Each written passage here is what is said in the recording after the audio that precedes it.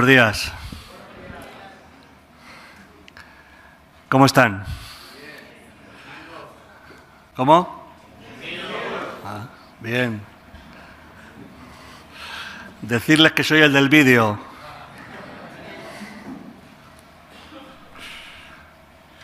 Aunque es un vídeo de hace ya cerca de, creo, 9 o 10 meses. Así que habría mucho más para enseñar de ese trabajo que, gracias a Dios, se está haciendo. Ayer me invitaron a venir a predicar y, bueno, pues una vez más nos sentimos dichosos, honrados de cómo de bueno es Dios. Usted sabe eso, ¿verdad? Que con las luces no le puedo mirar bien a los ojos. Dios es bueno. No le quepa ninguna duda. No permita que por su mente le venga cualquier otro pensamiento. Dios es bueno. Amén. Y es un privilegio. Me dijeron, habla sobre Israel y sobre Ucrania, me dijeron a ustedes. Hemos tenido el privilegio de estar en Israel. Llevábamos años queriendo ir. Y bueno, por unas cosas y por otras nunca pudimos. Y cuando menos lo esperábamos, pues fíjese usted, allí nos vimos. Es que Dios es así. Usted puede esperar una cosa durante un tiempo y parecer que no va a venir. Y de momento viene Dios y hace así, pa, pa, pa. Y de la forma que menos usted se lo espera, Dios responde a su anhelo. Y así podemos darle las gracias a Dios, porque entendemos que es Él y no nosotros. Y vemos cómo Él se ocupa de los detalles. Y allí nos vimos, en Israel. Viaje de cumplimiento, ¿cómo se dice? De cumplimiento a obligación. Que se me olvidan las palabras. Llevo muchos años viviendo fuera y las palabras a veces las mezclo. Si digo alguna palabra que no esté bien dicha, no es porque no sepa hablar español, es porque llevo 17 años viviendo en Rumanía. Fíjese usted. Allí nos fuimos con nuestros hijos pequeñitos y Dios ha sido fiel. Y bueno, pues nos hemos visto en Israel. Y bueno, yo no suelo ponerle título a las predicaciones, pero yo no sé si lo doy va a ser una predicación o un popurrí del viaje de Israel y de Ucrania, pero le he puesto un título. Y el título que le he puesto es ¿En qué os habéis convertido? Esa es quizás el pensamiento que yo le quiero dejar a usted. ¿En qué os habéis convertido? Y sí, estuvimos 5 noches en Belén, ciudad pequeña, de las más pequeñas de Judá. Y hay un versículo allí en Miqueas que yo creo que usted conoce. Miqueas 5, versículo 2, dice, pero tú, Belén, Éfrata. Había otra Belén, de otra parte, de otra región, y por lo tanto identifica de la Belén que quiere hablar él en esta palabra. Belén de Éfrata. Es algo como para identificar, para que no quede duda de a quién se está refiriéndose. Identifica. Es que Dios nos identifica. Él nos señala con su dedo y te dice tú, a ti, a ti, de ti estoy hablando yo, y nos hace entenderlo, de que Él se refiere a nosotros, se refiere a mí, se refiere a ti, y es esa relación personal la que Él quiere tener, y que nosotros la entendamos, que sepamos con certeza de que Dios está tratando con nosotros. Si lo hace con otros, bien, pero es que lo está haciendo conmigo. lo está haciendo contigo. Y esa es la identificación que tenemos que entender. Dios nos dice tú, nos señala con el dedo y dice tú. Pequeña para estar entre tus hermanas de Judá. Conocemos, ¿verdad?, esa actitud de Dios de no fijarse en lo grande, en lo poderoso, sino de fijarse más bien en lo pequeño, en lo que nadie se fija. Así es Dios, así es su amor. Dios se fija en lo que normalmente otro no se fijaría. ¿Sí o no? Y yo se lo puedo decir. Dios se fija en lo que nadie se fija. No en lo grande, no en lo poderoso, no en lo que se piensa ser, sino mayormente en lo vil, en lo menospreciado, en lo pequeño, en lo que nadie diría, por este apuesto yo.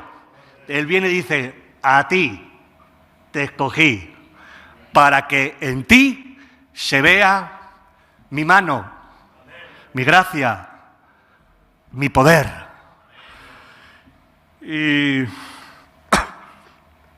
en esa ciudad de Belén, que estuvimos 5 noches, tiene usted que ir a Israel. Yo voy a intentar volver a ir.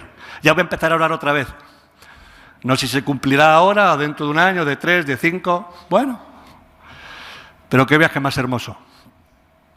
Y entonces allí vemos cómo es la ciudad del rey David. El rey por preeminencia de los reyes de Israel. El ungido del Señor. Y vemos como en Samuel 16 viene el profeta a aquella ciudad de Belén, mandado por Dios. El profeta estaba llorando porque Saúl había sido desechado y el profeta lloraba por aquel al cual Dios ya dijo, mira, que no, que a este no porque desaprovechó su oportunidad. Yo le di la oportunidad de que fuera rey de Israel y sin embargo él no la aprovechó. Prefirió la honra de los hombres antes de la honra de Dios. Y Dios le desechó a Saúl. Y allí estaba Samuel llorando por Saúl, por aquello que Dios ya no quería. Y a veces nos encontramos ahí llorando por lo que Dios no quiere darnos, anhelando cosas que no son las que Dios nos quiere dar, y peleando y queriendo obtener aquello que Dios ha dicho no. Y dijo, deja ya, hombre, deja ya de llorar por Saúl, y vete a Belén, a la tierra de Isaí, y llama a Isaí, y santifícalo a él y a su casa, porque de su casa yo he escogido a uno que va a ser el rey de Israel.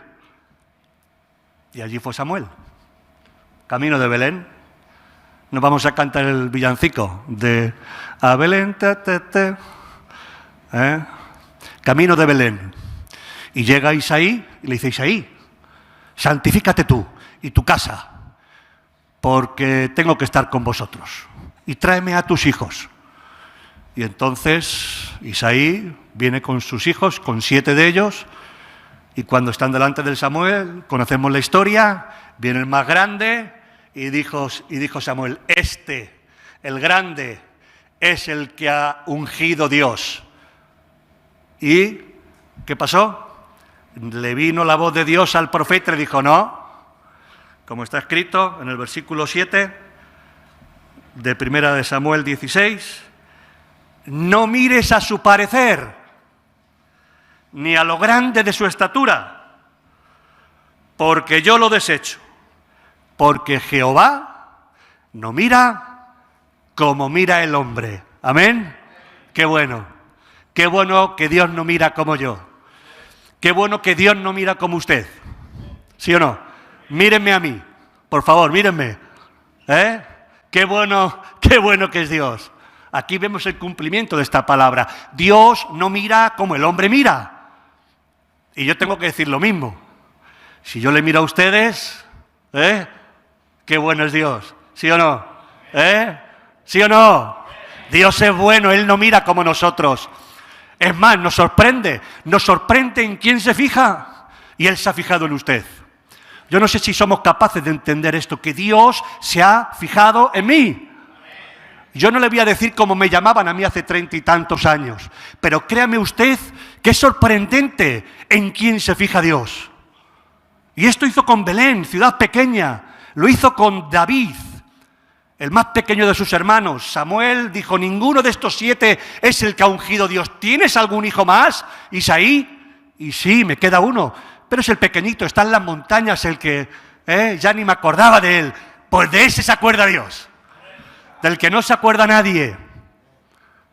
Del que no se acuerda nadie se acuerda Dios. Y vino David y le ungieron como rey, el cantor de Israel, del cual numerosos pasajes se escribieron. Pero en ese texto de Miqueas no está hablando de David, ¿verdad? Está hablando de que de Belén, del lugar más pequeñito de Judá, nos nacería el Salvador, como dice el texto. Miqueas 5, versículo 2. De ti me saldrá el que será el Señor en Israel, y sus salidas son desde siempre, desde el principio, desde los días de la eternidad. Y ahí está hablando de Jesús, nuestro Señor. Y nos está diciendo que no es uno más, porque nos está diciendo de que Él es desde el principio. Está hablando de la eternidad de Jesús, de que sus salidas son desde el principio, desde los tiempos de la eternidad. Dios el Hijo ya salió por este mundo desde el principio de los tiempos de los hombres para anunciar lo que había de venir y su plan para con los hombres. Y nos habla ese texto de la divinidad de Jesús, no que Dios dejara de ser Dios, ¿verdad?, sino que adquirió una nueva naturaleza. Dios el Hijo adquirió una naturaleza que hasta entonces no había tenido, la humana, y se encarnó en el Hijo de Dios, en Jesucristo, y habitó entre los hombres, habitó entre nosotros el Verbo, que era con Dios y era Dios, habitó entre los hombres, y todas las cosas por Él fueron hechas, y nada de lo que hay hecho sin Él fue hecho. Amén. Él es Dios.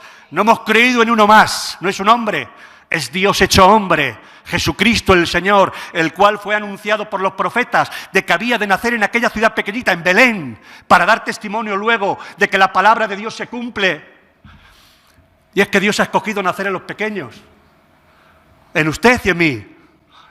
Y Él sigue manifestando su gloria a través de aquellos que escoge para que nazca el Salvador en nosotros y así poder cumplir con su plan. El Verbo hecho carne. Y aquel Verbo fue hecho carne y habitó entre nosotros. Y vimos su gloria. Gloria como la del unigénito del Padre, lleno de gracia y de verdad. Amén. Jesús, nuestro Señor. Él ha escogido nacer en lo pequeño, en nosotros. Y la pregunta, ¿lo hemos entendido? ¿Se siente usted dichoso? ¿Se siente agradecido con Dios? ¿O piensa usted que tiene una vida como de segundo plato? Venga, me conformo con esto. Como no puedo otra cosa, me voy a conformar con esto. Con mirar a ver qué es lo que Jesús puede hacer conmigo. ¡Ay! ¡Cuán dichosos somos! Y estuvimos en tantos lugares donde ocurrieron sucesos sorprendentes, que todos hablan de lo mismo, del amor y de la misericordia de Dios para con los hombres, manifestando su poder, para que los hombres lo vieran y se entendieran que somos dichosos y afortunados y bendecidos, porque Él nos ha escogido. Amén. No se olvide usted de cuál es el título que yo he puesto a la predicación o al mensaje este. ¿Se acuerda? ¿En qué? Pues primero hay que entender la misericordia de Dios, para que no nos pase quizás lo que le pasó a este pueblo, quizás lo que le sigue pasando, lo que le pasa a la mayor parte de la Iglesia y a la mayor parte de la sociedad en la que nos toca vivir. Entendamos el privilegio que tenemos. Estuvimos en el huerto de Getsemaní. Increíble lo que el Señor Jesús, siendo Dios, no aferrándose a ser como Dios, sino despojándose de sí mismo, se hizo hombre y en la condición de hombre se hizo siervo y se humilló hasta lo sumo, hasta la muerte. Y estuvimos en aquel lugar donde Él padeció, sufrió por nuestros pecados, por los suyos, por los míos. La paga de nuestro pecado fue puesta sobre Él, azotado y herido por nuestras rebeliones. Y estuvimos en aquel lugar donde tendríamos que haber estado usted y yo, donde Él sudó sangre, no creo tanto por el dolor físico, sino por entender lo que le venía, separarse del Padre, el mayor sufrimiento, el no poder sentir a Dios, el Padre, en Él, por consecuencia de los pecados de los hombres. Estuvimos en el Gólgota, pasamos por allí. Qué viaje más bonito, tiene usted que ir. ¿Cuántos han ido a Israel? Bueno, la mayor parte de aquí son personas de remar, me parece. Bueno, no pienses que Dios no lo puede hacer, que yo vivo en remar hace 30 años y Dios es fiel. Y allí le decían los religiosos de su época, los fariseos, descienda de la cruz si es Dios, que se baje y así creeremos en Él. Ni aunque se hubiera bajado de la cruz hubieran creído, porque no hay más ciego que el que no quiere ver. Es como usted si no cree. Si usted no cree es porque no quiere creer, porque no hay más ciego que aquel que no quiere ver. Y Jesús, claro que no se bajó de la cruz, no porque no pudiera, sino porque nadie le quitó la vida, sino que Él dio su vida por nosotros, para que nosotros pudiéramos estar con Él. Él dio su vida por nosotros. Y en esa cruz abrió sus brazos. Se pensaba que le colgaban en un madero y no vieron a Dios mismo abriendo sus brazos a la humanidad, a ti y a mí, para decirte, oye, ven que te abrace, que quiero cogerte conmigo entre mis brazos y que puedas experimentar el amor y la misericordia de Dios. Y no vieron esos brazos de amor abiertos hacia los hombres, sino que si eres el Hijo de Dios, bájese de esa cruz. Menos mal que no se bajó. ¿Amén? Menos mal. Y estuvimos en la tumba. Algo sorprendente. ¿Sabe usted qué es lo más sorprendente de aquel lugar? A ver, ¿quién me lo sabe decir? Que estaba vacía. Que la tumba estaba vacía. Jesucristo resucitó de entre los muertos. Él vive y está sentado a la diestra de Dios. Y se le apareció a sus discípulos y a las mujeres que con él andaban, y luego a 40 personas y luego a 500, para que no quedara duda ninguna de que Él venció a la muerte, de que no es uno más. Que no es uno más. Es el Hijo de Dios, Dios el Hijo hecho hombre. Por nosotros. Por nosotros. Ese es el fundamento de nuestra fe. Ahora, y si hemos entendido lo dichosos que somos, la misericordia que Dios ha tenido con nosotros, que nos ha escogido entre tantos, entre tantas naciones nos ha escogido a usted y a mí, hemos entendido lo que Él hizo y que realmente resucitó de los muertos, pues eso no tiene que cambiar nuestra vida. Seremos los mismos, seguiremos comportándonos de la misma manera, seguiremos teniendo los mismos anhelos, las mismas metas, las mismas ilusiones que antes de haber entendido esto. Yo no. Mi conversión se manifestó en que mis planes cambiaron, que el rumbo de mi vida cambió por completo, que antes iba para allá y ahora para allá, que mis deseos eran distintos ya. ¿Podrá usted ser el mismo si ha entendido la misericordia de Dios, el amor que ha tenido para con usted? ¿Podrá seguir teniendo los mismos planes, las mismas metas, las mismas ilusiones? Yo pienso que no. Juan capítulo 2, yo ya voy terminando. Allí la Biblia nos relata un pasaje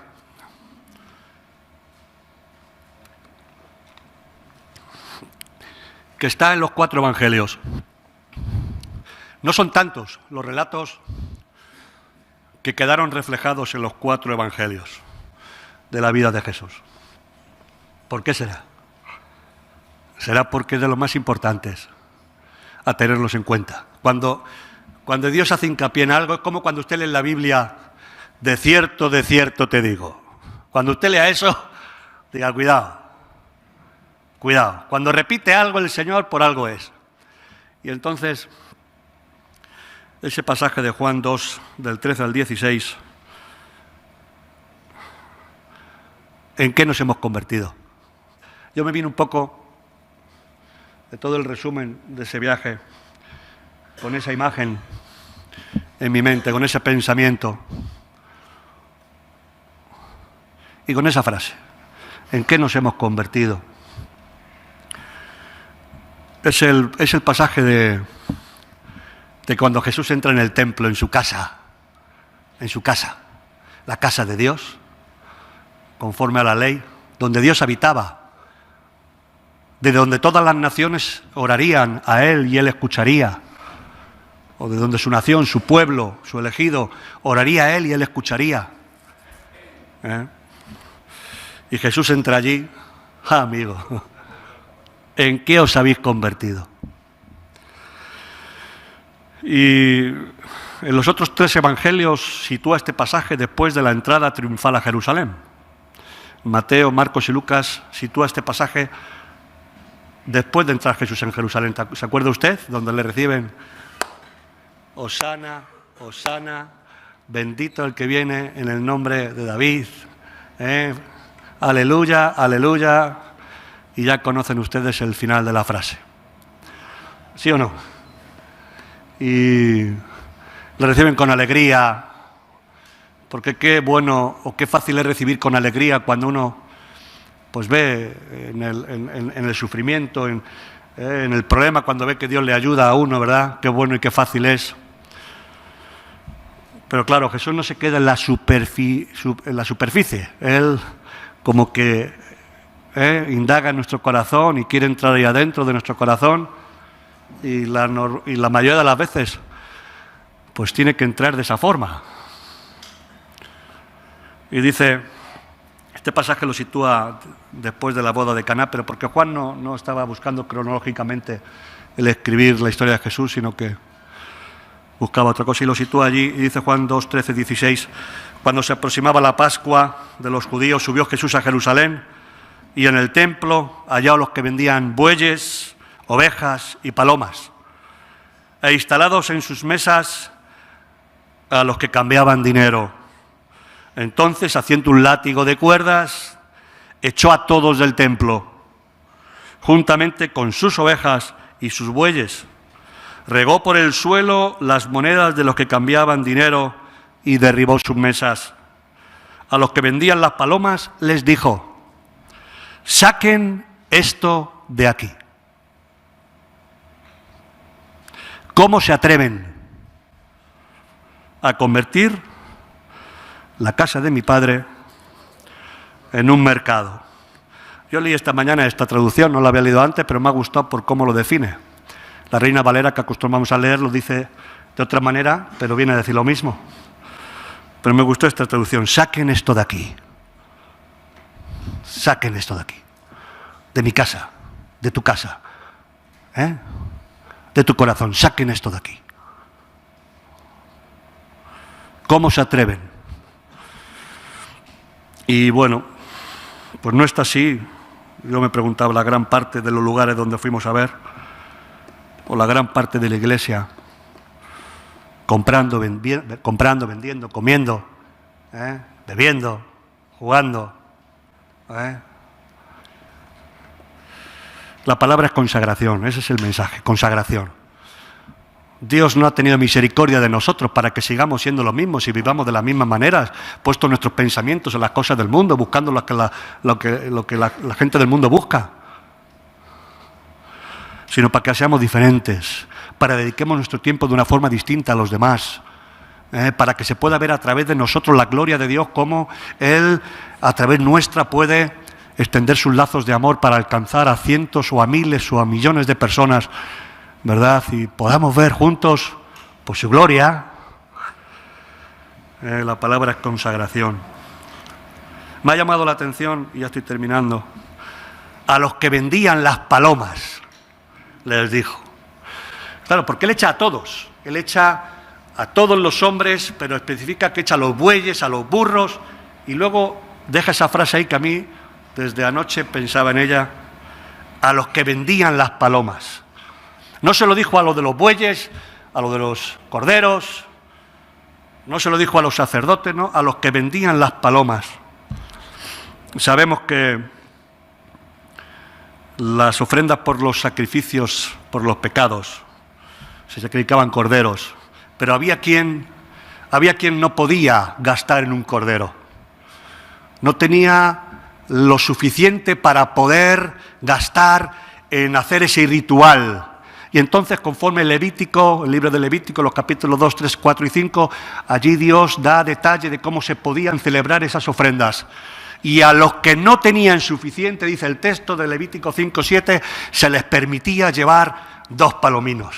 A los pobres se les permitía que no fuera porque no pudieran acceder a la gracia de Dios, se lo puso fácil Dios, para que pudieran acceder ellos también a ese sacrificio, a esa ofrenda por sus pecados. Y es que no nos lo ha puesto Dios fácil, no nos lo ha puesto Él fácil, tan fácil como solamente creer en aquel que dio su vida por nosotros. Amén. Y allí tenían que coger esas palomitas y llevarlas al sacrificio, pero había quien se buscaba la vida con los pobres, el negocio de los pobres, que cuando uno sale en los trabajos que este ministerio tan precioso que Dios nos ha dado de remar por el mundo y acudimos a los lugares de necesidad, como pueda ser en este tiempo Ucrania, vemos a tantos que se buscan la vida con los pobres. Esos eran esos que vendían las palomas.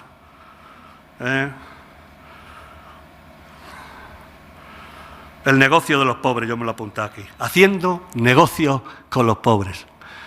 Y son tantos los que vemos, también en muchas iglesias, que utilizan la necesidad del necesitado para aprovecharse, a pedir ofrenda, para que te vaya bien. ¿Quieres salir de pobre? Da lo que tienes, ven. ¿Verdad? Tantas y tantas falsas doctrinas, pero haciendo negocio con los pobres. Jesús le dijo, ¿cómo se atreven? Y esta es la palabra que va a sonar en muchas denominaciones, a muchos pastores, a muchos que se llaman cristianos. Esta palabra la van a empezar a ir escuchando. ¿Cómo te atreves a aprovecharte del necesitado? ¿Cómo te atreves? Y yo escuchaba esa palabra anoche, que producía en mí temor, porque nosotros trabajamos con los necesitados, ¿sí o no? Y al necesitado hay que mirarle conforme Dios lo mira, con misericordia, como nos ha mirado a nosotros. Es que los hombres sin Dios son necesitados. ¿Y Él cómo mira a los hombres? ¿Para hacer negocio de nosotros? ¿Él vio en mí algo aprovechoso para que Él se pudiera llevar un beneficio? De ninguna de las maneras. Y esa es la forma de mirar a los necesitados, ¿verdad? Y ese es el corazón de este ministerio también. Es por lo que tenemos, como decía Jesús, la casa, el celo por tu casa me consume. Y ese celo está puesto en muchos de nosotros. Y si no, deja que se te encienda la pasión, el celo por atender y ayudar a aquellos que están peor que nosotros. Por eso vamos por el mundo. Por eso el segundo día de la guerra estábamos en Ucrania y así en tantísimos países por todo el mundo. ¿Por qué? ¿Por buscar negocio? De ninguna de las maneras. Por amor a Dios y a los necesitados, que es el lema de nuestro ministerio. Amarás al Señor tu Dios con todo tu corazón, con toda tu mente, con todas tus fuerzas y al prójimo también. Amén. Y por eso vamos por el mundo. Y hemos ido hasta llegar a Ucrania. ¿Quién nos lo iba a haber dicho? Qué bueno es Dios. Nos ha permitido ir a Kiev. Ahora mismo estaban repartiendo para que sepa usted, a estas horas, estamos repartiendo 500 cajas de comida para 500 familias en un pueblecito al lado de Kiev. 500 cajas para 500 familias, en un barrio que si usted lo ve se sorprende, bombardeado, con muchísimas casas destruidas. Y hasta allí nos llevó el Señor, por amor a los necesitados, no por hacer negocio, por amor. Y vemos el cumplimiento de la palabra que Miguel nos ha estado compartiendo estos días en Israel, sobreabundante gracia, sobreabundante gracia, porque claro que sí, Dios es suficiente para darnos lo que necesitamos. ¿Y cuándo es necesario una sobreabundante gracia? ¿Cuándo se necesita sobreabundancia? ¿Cuándo? ¿Perdón? Cuando hay necesidad, claro. Porque algunos quieren sobreabundante gracia para llenar los bolsillos. Pero nosotros no somos de esos, ¿no?